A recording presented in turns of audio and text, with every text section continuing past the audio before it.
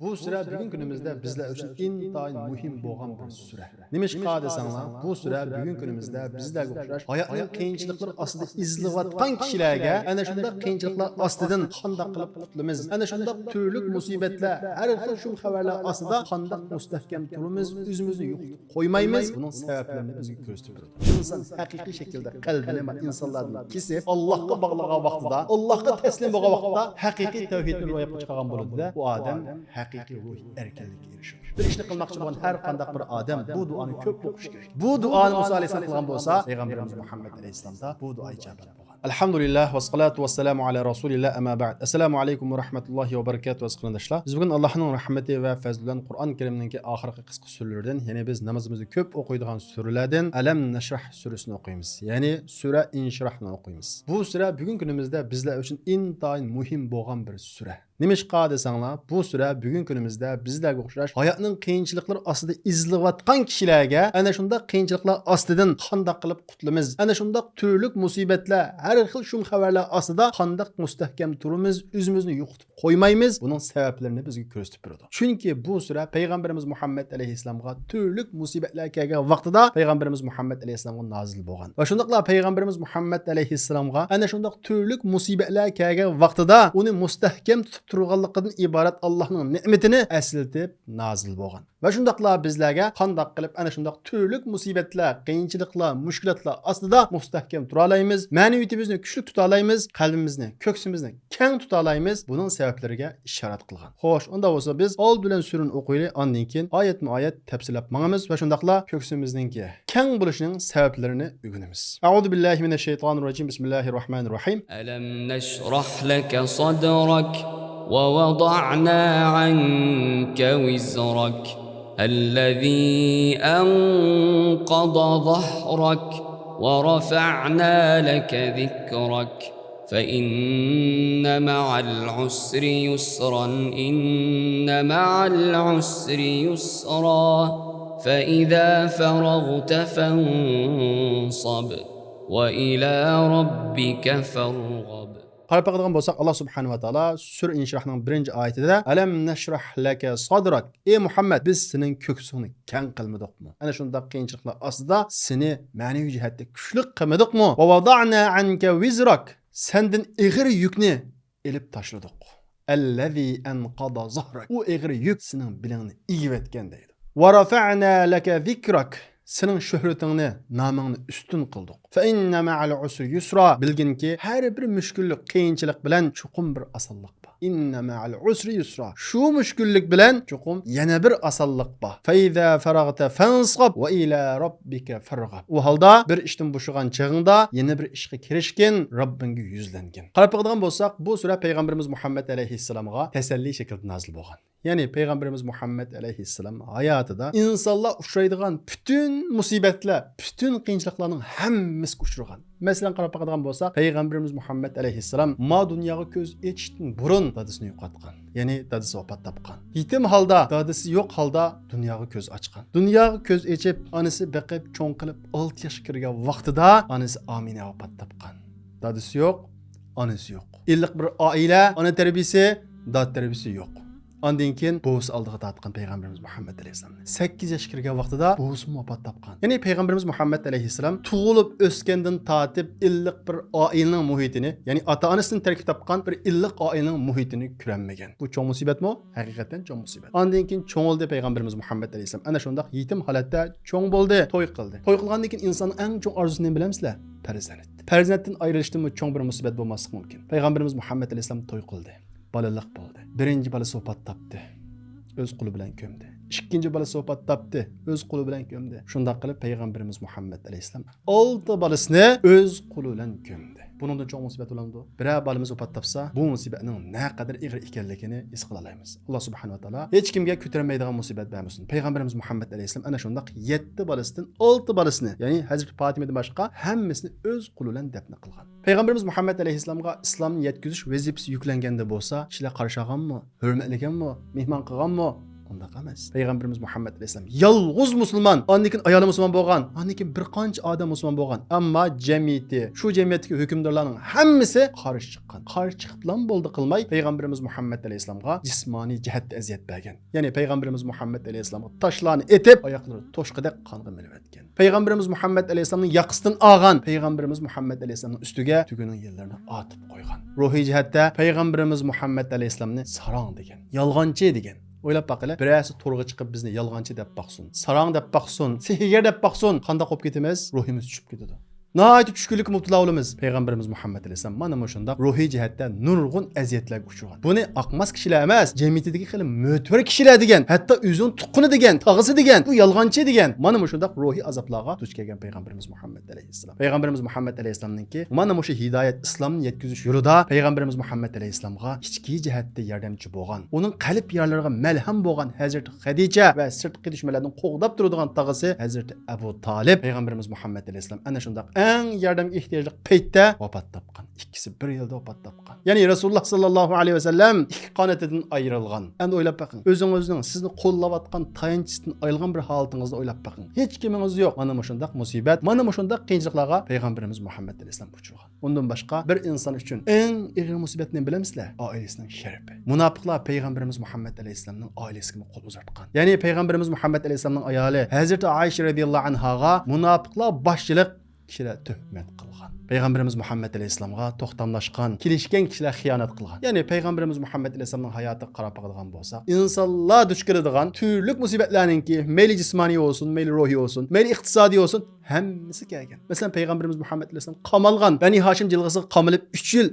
ajoyib qiyinchiliklarni tatgan. Qursiqiga tosh tengib ana shundaq och qolgan. Va shundaqla Peygamberimiz Muhammed Aleyhisselam xuddi bizga o'xshash yurtidan qovlab chiqarilgan. Demak, Peygamberimiz Muhammed Aleyhisselam bizga ulgu bo'lishi uchun, ana shundaq musibat kelgan vaqtda qandoq muomala qilishni bizga o'rgatish uchun, ana shundaq insonlarning hammasi duch keladigan musibatlarning hammasiga o'zi yolg'iz duch kelgan. Allah subhanahu wa taala ana shundaq musibatlarda Peygamberimiz Muhammed Aleyhisselamga nima orqali, qandoq qilish orqali mustahkam qilgan. Peygamberimiz Muhammed Aleyhisselam mana shundaq jismoniy, ruhiy azoblar ostidan qandoq qilib o'zining ruhiy holatini saqlay olgan, qandoq qilib tushkunlikka mubtalo bo'lmagan, ko'ksini kengayir qilish orqali, ma'naviyatini kuchlantirish orqali. Shunga Allah subhanahu wa taala bu surning 1-oyatida deydi: "Alam nashrah laka sadrak." Ey Muhammed, biz senin köksünü keng qilmadikmi deydi. Ma qattiqchilik mushkulotda odamni izladigini, shu mushkulotning o'zi emas, insonninki köksünün tar bo'lishi, qiyinchilikda izlab ketishi. Ammo Alloh subhanahu wa taala bizning qalbimizni keng qilsa, ko'ksimizni keng qilsa, inson xil qiyinchiliklarni yengalaydi. Shunga Alloh subhanahu wa taala Peygamberimiz Muhammed Aleyhisselam'a ana shundaq ko'ksini keng qilish orqali yuqorida biz sanab o'tgan va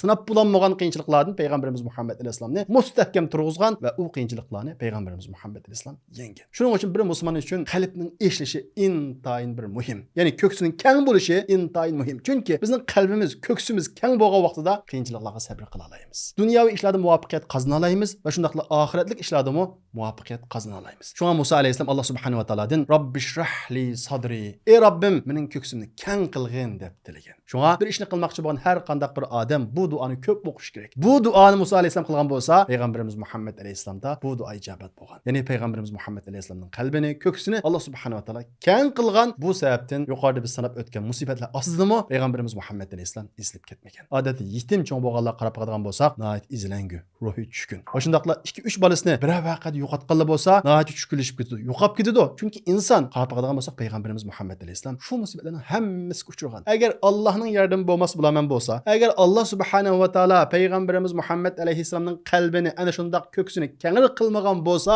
inson asnaqlarga, musibatlarga bardoshlik bermaydi. Shunga bugungi sura bizga shunday deydi-ki, ey mu'min, ko'ksingni keng qil. Sen ko'ksingni keng qilsang, har qanday qiyinchiliklarni yengalaysa deganga ishorat qiladi. Chunki Peygamberimiz Muhammed alayhissalom ana shunda Alloh subhanahu va taolaning ko'ksini keng qilish bilan yuqorida sanab o'tgan qiyinchiliklarni yengan. Xo'sh, unda qolsa, ko'ksini keng qilishning sabablari qaysi? Biz yuqorida o'tdik, ko'ksimizni keng qilish muvaffaqiyatning ochqichi. Bir odamning ko'ksi tovlab qolsa, ya'ni biz uyg'ur tilimiz deymiz ya, ichim siqildi deymiz. İçi sıkılsa musibatlarga vaqt ko'tarilmaydi. Va shundaqla musibatlar kelgan vaqtida ish siqilib odam tugishib ketadi. Eng aqallisi ishimiz siqilib qolib qolsa, bir ish qilishimiz kelmaydi, kitob o'qishimiz kelmaydi, uyg'un ish qilishimiz kelmaydi. Bu ish siqilish, ko'ksining tar bo'lishi cho'ng bir ofat bu. Bir musulmonga nisbatan bir muvaffaqiyat qozinaman, foydali ish qilaman degan odamga nisbatan. Shuning uchun bu ko'ksini keng qilishning sabablarini bilish intayin muhim. Xo'sh, unda bo'lsa ko'ksimizning keng bo'lishi, ichimizning keng bo'lishi, musibatlar kelgan vaqtidami uning qarta ma'naviy kuchimizning yuqori bo'lishining sabablari qaysi? Birinchisi tavhid. Sizlar tavhid haqida ilgirki tushunchalarning hammasini bir yoqqa qayirib qo'yib turib, tavhidning yana bir tushunchasini bugun anglanglar. Tavhid degan nima desanglar? Tavhid deganimiz manfaat yetkazuvchi, foyda olib kelguvchi, ziyon yetkazuvchi, bir ishlarning bo'lishini iroda qilguvchi, bo'lmasligini iroda qilguvchi va shundaqla butun hukmlarning dunyoda ijro qilguvchisi yolg'iz Alloh subhanahu va taolo deb turib, qalbimizni butun insonlardan uzib, mansablardan uzib, shuhratlardan uzib Allohga bog'lash mana bu tavhid. İnsan haqiqiy shaklda qalbini va insonlardan kesib, Allohga bog'lagan vaqtida, Allohga taslim bo'lgan vaqtda haqiqiy tavhidni ro'yobga chiqargan bo'ladi-da, bu odam haqiqiy ruhiy erkinlikka erishadi. Va shundaqla ko'ksi kengir bo'ladi. Siqilmaydi. Chunki bo'lgan har qanday bir ish Allohning taqdiri bilan bo'ldi. Allah xohlamagan bo'lsa, bo'lmaydi. Allah xohlaganlik uchun bo'ldi. Unda bo'lsa men nima qilaman? Allohga tavakkul qilaman. Qalbimni Allohga bog'layman, Allohdan so'rayman, Allohga iltijo qilaman degan mana shu tavhid bilan u odam ma'naviy jihat kuchli bo'ladi, ko'ksi kengir bo'ladi. Ikkinchisi bo'lsa, ya'ni ko'ksimizni kengir qilishning ikkinchi sababi bo'lsa, Alloh taolo qarta yaxshi gumonda bo'lish. Ma hayat imtihon hayoti. Beşimizga turli qiyinchiliklar keladi. Yaxshi ko'rgan maktablarga kirmasligimiz mumkin. Bolalarimizni yaxshi ko'rgan shaklda o'qitanmasligimiz mumkin. Yaram odam qilolmasligimiz mumkin. Farzand imtihoni kirishi mumkin. Ayol imtihoni kirishi mumkin. Er imtihoni kirishi mumkin. Iqtisodiy imtihon kirishi mumkin. Savdolarimizni ziyon tortib, turli imtihonlar beşimizga kirishi mumkin. Mayli beşimizga nima kelsin, buningda bir yaxshilik bor. Alloh subhanahu va taolaning bu xil shaklda qilishida bir hikmat bor. Menga yomondek ko'ringan bilan Alloh menga yomonlikni iroda qilmaydi deb turib, Allohga yaxshi gumonda bo'lish. Alloh subhanahu va taolaning bizni tashlab o'tmaganligini esimizdan chiqarmaslik. Beşimizga bir musibat kelgan vaqtda, nima uchun Alloh subhanahu va taolo buni menga bunday qiladi? Men bunday qilib tursam, men namozimni joyida o'qisam, men zakot bersam degan bu xil holatga aslo va aslo tushmaslik bu ko'ksini kengir qiladigan ikkinchi omil va ikkinchi sabab. Shuning uchun har vaqt Alloh qarta to'g'ri, yaxshi gumonda bo'lishimiz kerak. Alloh taolo tarafidan bo'lgan ishning yomoni yo'q. Vaqtliq yoki bizga shunday ko'rinishi mumkin, ammo shu yomonlikdek ko'ringan ishlarning ichida bir yaxshilik bor. Bu haqda Abu Hurayra roziyallohu anhu rivoyat qilinadiki, Rasululloh sallallohu alayhi vasallam bunday deydi: Alloh taolo aytadi-ki, men bandamning man qilgan gumonining qishida. Ya'ni bandam meni qandoq o'ylasa, men shundoq. Agar u menga yaxshi gumon qilsa, unga yaxshilik bo'ladi. Agar u menga yomon gumon qilsa, unga yomonlik bo'ladi deydi. Bu payg'ambarimiz Muhammad alayhisolamning Alloh subhanahu va taolo naql qilgan hadisi qudusisi. Shuning uchun har vaqt beşimizga nima ish kelmasin, Alloh qarta to'g'ri, yaxshi gumonda bo'lishimiz kerak. Har bir ishda bir hikmat bor, yaxshilik bor. Üçüncüsü bo'lsa zikr va duo. Bu insonning ma'naviyatini kuchlantiradi, ko'ksini kengaytirib qiladi. Alloh subhanahu va taolo payg'ambarimiz Muhammad alayhisolam ana shundoq sihigar sarang deb tuhmat qurishgan vaqtida va laqad na'lamu annaka yadhiqu sadruka bima yaqulun. Ularning degan gapining ko'ksining torlayotganligini, ichingning siqilayotganligini biz bilamiz. Fasabbih bihamdi robbik va kun minas sajidin. Robbingga tasbih et. Zikrdan iborat bu tasbihni et va sajda qilishlardan bo'l deydi. Ya'ni zikr aytamiz va namoz o'qiymiz. Bu intayin cho'ng bir ma'naviy kuch, ko'ksimizni keng qiladigan ishlarning birisi. Va shundaqla duo intayin muhim. Tavhid bilan qalbimizni Allohga bog'lab turib, Allohga duo qilish o qiyinchiliklarimizni ko'taradigan, ko'ksimizni keng qiladigan sabablarning birisi. Abdullah ibn Mas'ud radhiyallohu anhu rivoyat qilinadiki, Rasululloh sallallohu alayhi vasallam bunday deydi: bir kishiga g'am qayg'u yetganda bunday duo qilsa, Alloh taolo uning g'am qayg'usini ko'tarib o'tadi va uning o'rniga xushallik ato qiladi deydi. G'am qayg'uni ko'tarishning resepti. Duosi tuandikicha: Allohumma inni abduk va ibnu abdik ibn amatik nasqiyati biyadik madin fiyya hukmuk adlun fiyya qada'uk as'aluka bi kulli ismin huwa laka sammayta bihi nafsak aw anzaltahu fi kitabik aw 'allamtahu ahadan min khalqik aw ista'tharta bihi fi 'ilmi al-ghayb 'indak an taj'al al-Qur'ana rabi'a qalbi wa nura sadri wa jala'a huzni wa dhahaba hammi. Men sening bandangman. Bandangning o'g'liman, ayol bandangning o'g'liman. Mening tizginim, ya'ni mening qarorim sening qo'lingda. Mening ustimda sening hukming suriladi. Men qanday ish yuz bergan bo'lsa, u sening hukming. Sening men haqqimda chiqargan qaroring, ya'ni taqdiring, ya'ni men uchirgan ishlar bu adolatdir. Sen o'zingni atagan yoki kitobingni nozil qilgan yoki bir kishiga, ya'ni mahluqotlardan birasiga o'rgatgan yoki huzurindagi g'ayb ilmida o'zingga xos qilgan barliq ismlaring bilan sendan shuni so'raymanki, Qur'onni qalbimning bahori, ko'ksimning nuri, qayg'ularimning tasallisi va g'amlarimning shifosi qilg'in. Mana bu duo qiyinchilikni ko'taradigan, ko'ksimizni keng qiladigan bir duo. Qarab boqadigan bo'lsak, bu duoning mazmunimi nima? Taslimiyat bor. rozi bo'lish va beshimizga nima ish kelsin? Ey Alloh, sen menga yomonlikni iroda qilmaysan. Buningda bir hikmat bor deb Allohga taslim bo'lish mana bu ko'ksini keng qilishningki 3-yo'li. 4-si bo'lsa, ya'ni ko'ksimizni keng qilishning 4-yo'li bo'lsa, gunohlardan yiroq turish, o'zimizni hisob bilish. Chunki gunoh mushu dunyoda ham ko'ksimizning tor bo'lishiga sabab bo'lish orqali bizni jazolaydi. Ya'ni gunoh qildimi bir inson shu vaqtda azroqgina rohat erishi mumkin. Aroq ichdi, tamaki chekdi yoki boshqa yomon ish qildi. Shu vaqtda vaqtliq nisbiy xushalik erishadi, ammo keyin azob keladi. Masalan, har qanday bir odam ilgari qilgan bir gunohini eslab baqsin, ko'ngli xushal bo'ladi ekan, azoblanadi.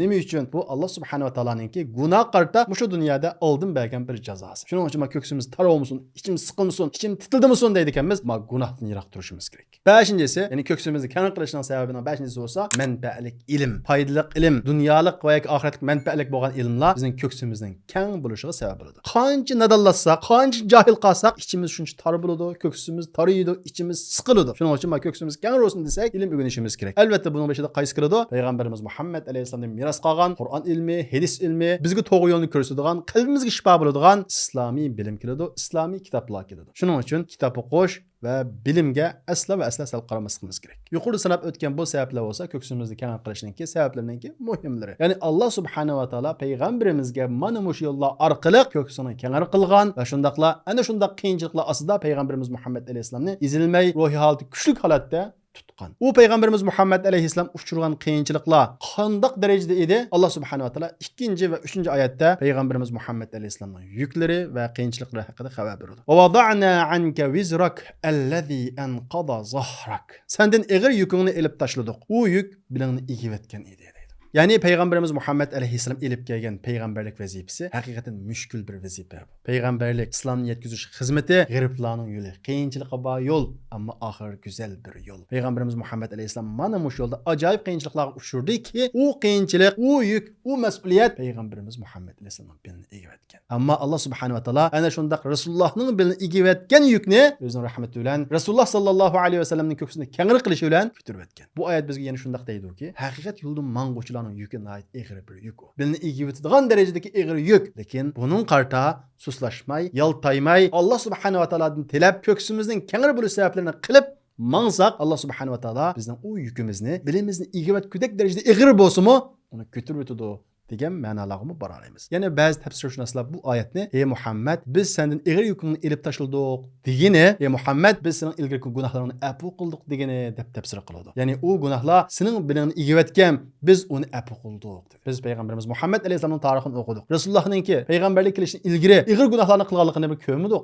Ammo ana shunday kichik gunohlar bo'lsa-mu Allah Subhanahu va Taala u gunohlar sening bilingni egib etgan, biz uni afu qildik dedi. Ham o'zimizni o'ylab baqili, Rasulullohning ana shunchalik gunohlari uning bilini egib etgan bo'lsa, bizning gunohlarimiz bizning bilimizni egamay qalamdi. Alloh subhanahu va taologa tövbe qilishimiz kerak. Chunki tövbemi ko'ksimizning keng bo'lishininki bir sababi. Chunki afu qilish orqali Alloh subhanahu va taolo yukini elib tashladi. Ko'ksini keng qildi. Bu deganligi, gunohinglarga tövbe qilsanglar, Alloh subhanahu va taolo sizlarning gunohinglarni afu qilsa, sizlarning ko'krikinglar, ko'ksinglar keng bo'ladi. Qiyinchiliklarga bardoshlik beralaysizlar deganga ishorat qiladi. Vallahu a'lam. 4-oyatda Alloh subhanahu va taolo "Va rafa'na laka zikrak" biz seninki shuhratingni ustun qildik dedi. Haqiqat yo'lining boshlamchisi bo'lgan payg'ambarimiz Muhammad alayhisalom haqiqat yo'lining beshida nurg'ulg'an aziyatlarga, nurg'ulg'an tuhmatlarga uchirdi. Yuqorida o'tganimizdek sihigar, sarang deb turli shaklda masxir qilindi. Uning hayvisi 100 obro'yni yerga urish maqsad qilindi. Lekin shundaq bo'ldimi? Asla undaq bo'lmadi.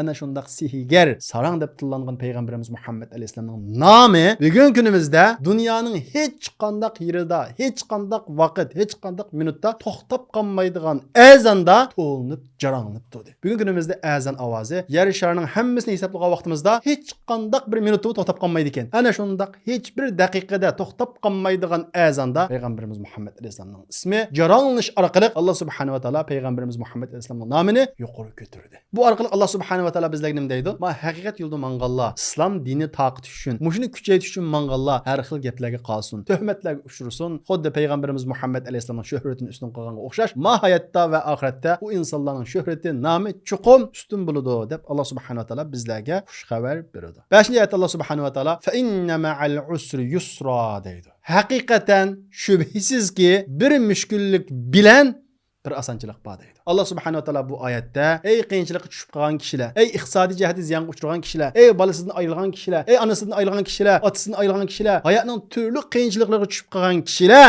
shu qiyinchilik bilan billa asanchilik bor deb bizga bishorat beryapti. Bu Allohning so'zi, Allohning va'dasi. Alloh subhanahu va taolo bu oyatda qiyinchilikdan keyin bir asanchilik bor demadi. Qiyinchilik bilan billa asanchilik bor dedi. Bu nima degani? Biz qiyinchilik deb qarab olgan, mushkulat deb qarab olgan, musibat deb qarab olgan shu ishning ichida bir yaxshilik borki, Alloh subhanahu va taolo u orqali bizni bir yaxshilikka boshlamoqchi. Agar biz u musibatga to'g'ri shaklda muomala qila olsak, Alloh subhanahu va taolo isyon qilmasak, rozi bo'la olsak, Alloh subhanahu va taoloning musibatlari ana shundoq bo'ladi. Xuddi doriga o'xshash. Dori achchiq, ammo uning ichiga shifo yushirilgan, shifoga sabab bo'ladigan moddalar yushirilgan. Musibatlar, qiyinchiliklar dal shunga o'xshaydi. Ya'ni shu musibatlar bilan billa uning shifosi bo'lgan asanchilik birga bor. Biz tarixga qarab qolgan bo'lsak, hatto o'zimizning hayotga qarab qolgan bo'lsak, nurg'ulg'an buning misollarini ko'ra olamiz. Masalan, Yusuf alayhissalom quduqqa tashlandi. Bir kichik baliqqa nisbatan quduqqa tashlanish qiyinchilikmi, qiyinchilik emasmi?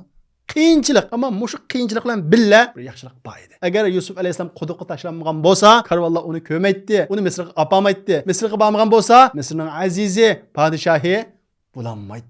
Yana shuningdek Yusuf alayhissalomning dadasi Yaqub alayhissalom Yusuf alayhissalomdan 40 yil ayrildi. Ko'zidan ayrildi. Bir otaninki bolasidan 40 yil ayrilishi qiyinchilikmi, qiyinchilik emasmi? Intayin qiyinchilik. Biz bugungi kunimizda buni his qilyapmiz. Hammamiz ota-onamizdan ayriliq. Birsimizga 15 yil, birsimizga 10 yil, hatto ba'zilarimiz 20 yil bo'lganlik. Qiyinchilikmi? Qiyinchilik. Yaqub alayhissalom o'g'li Yusuf alayhissalomdan 40 yil ayrildi. Buningda bir yaxshilik bor ekan. Qanday ekan? Agar Yaqub alayhissalom 40 yilga yaqin ayrilmagan bo'lsa, o'g'lidan bolalar bilan qo'shilib hammasi keyin Misrga kelmaydi. Misrga kelmagan bo'lsa, Yaqub alayhissalomning avlodlarining hammasini payg'ambar chiqmaydi. Demak, ana shunda ayrılishdan keyin Yaqub alayhissalom va o'g'illari Misrga kelib urunlashdi. Ondan keyin Bani Isroil deb ataldi. Ularning avlodlaridan nurg'ulg'an payg'ambarlar chiqdi. Mayli Yusuf alayhissalom bo'lsin, mayli Yaqub alayhissalom bo'lsin, shu tushgan qiyinchilik bir yaxshilikqa boshladi. Dal shunga o'xshash biz uchirgan qiyinchilik bo'lsin, biz yaxshilik deb erishamagan ishlar bo'lsin, shu erishamasligimizdimi bir yaxshilik bor. Shu musibatdimi bir yaxshilik bor. Shuning uchun biz bir musibat tushgan vaqtimizda Allohga sabr qilish bilan birga shu musibatdan u yaxshilikni izlashimiz kerak. İbrahim alayhissalom Hajar onamiz bilan Ismoil alayhissalomni Kabening qashiga agilib qo'yib qo'ydi. Qumluq, çöl, su mu yok? Qiyinchilikmi, qiyinchilik emasmi? Qiyinchilik. Ana shu qiyinchilikda su izlash jarayonida Alloh subhanahu va taolo Zamzamni chiqarib berdi. Shu qiyinchilikning ichidan Zamzam chiqdi. Demak, fa inna ma'al usri yusra. Haqiqatan shubhisizki bir qiyinchilik bilan, bir mushkulchilik bilan bir osonchilik belli bor. Shuning uchun beshingizga bir qiyinchilik kelgan bo'lsa, bir osonchilik menga kelib o'tibdi deb o'ylang. Chunki qiyinchilik osonlikning bir yaxshininki to'lg'iqi. Xuddi bir ayol kishi to'lg'iq tortib bir qiyinchilik tortadi, undan keyin bola dunyoga ko'z ochadi-ya. Dal shunga o'xshash, mayli shaxs bo'lsin, mayli oila bo'lsin, mayli bir jamiyat bo'lsin, beshig'a bir musibat kelgan bo'lsa, bu bir yaxshilikning tug'ilishining oldidagi bir to'lg'iq. Bu sababdan Alloh subhanahu va taolo yana texmu ta'kidlab bizni umidsiz tushib qolmasligimiz uchun inna ma'al usri yusra, haqiqatan shu mushkullik bilan inna ma'al deb yana ini qalat keldi. Arab tilida bir so'z kelib, uning keyinida ini qalat kelsa, ilgirisini ko'rsatadi. Ammo ini xiz holat kelsa, boshqa yana birisini ko'rsatadi. Alloh subhanahu va taolo bu oyatda shu qiyinchilik bilan yana bir osonchilik bor deydi. Demak, siz bir qiyinchilik tushdingizmi? Ikki osonchilik bor. Shu qiyinchilik bilan yana yangi bir osonchilik bor.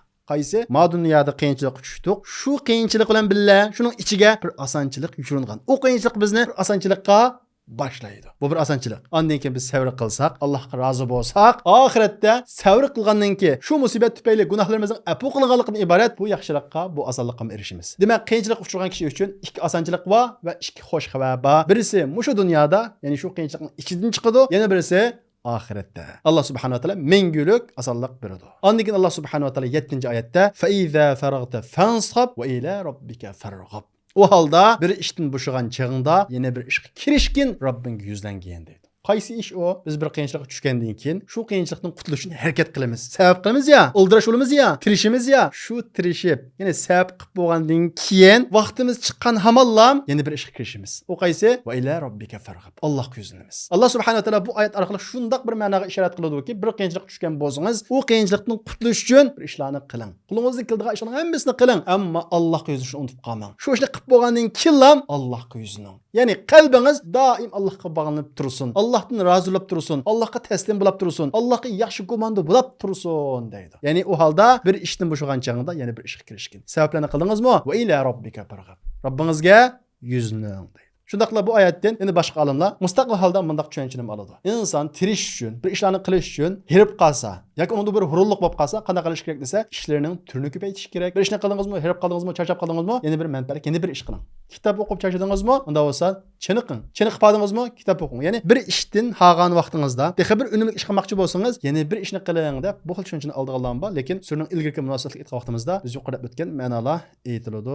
Vallohu a'lam. Bugungi darsimizdan aldıgan muhim noktalar, yani İnşirah suresinden aldıgan muhim nokta bolsa, birincisi Allah subhanahu wa ta'alanınki özünün peygamberinin köksünü kengir qilish bilan yaxshilik ato qilganligi, musibatlar aslida tik tutganligidan Allah subhanahu wa ta'ala xabar beradi. Bu orqali biz köksümüzden kengaytish uchun birinchi ulab sap tevhid ve tevekkulda buluşumuz, ikinci ulab Allah'a yaxshi komanda buluşumuz, üçüncü ulab zikir, tesbih, duanın muhimligi, dördüncü ulab günahlardan yiroq turishimiz, beşinci ulab manfaatli ilim o'rganishning kerak ekanligini o'rgangan bo'ldik. İkincisi, qiyinchilik ichida, musibat ichida yaxshilik yushurganlikdan iborat bu haqiqatni tunugan bo'ldik. Chunki Allah subhanahu wa ta'ala bu haqda ma'a deb, ya'ni birga deb bu haqda bizga bir bishorat berdi. Ya'ni qiyinchilik osonlikninki to'lg'iqi. Üçüncüsü, bir qiyinchilik bilan ikki osonlik bo'lganligidan iborat bu bishoratni olgan bo'ldik. Chunki bir musulmon qiyinchilik tushgan vaqtida uning bilan birga cho'qim bir yaxshilik bor va shundaqla sabr qilsa oxiratda yana bir osonlik bor. Ya'ni mu'min uchun ikki osonlik bor. To'rtinchisi, davomli Allohga yuzlanish. Yani köksümüzün kenarı buruşu için, qiyinchilikdan qutulish uchun va ila robbika farg'ab. Allohga yuzlanishimiz kerak. Allohga yuzlanish deganlik nima gap? Qalbimizni insonlardan kesib Allohga bog'lash deganlik. Ish harakatimiz-chi, qo'limiz-chi bu sabablarni qilib beradi. Ammo qalbimiz Allohga bog'lanib, Allohga yuzlanib turish deganlik bo'ladi. Alloh subhanahu va taolo hammamizdan ko'ksini kengar qilsin. Yo'limizni ochib bersin. Qiyinchilikdan Alloh subhanahu va taolo qutuldirsin va shundaqla ko'ksi kengar bo'lishining sabablarini bizda ro'yobga chiqarib nasib qilsin. Va oxir da'vana alhamdulillahi robbil alamin.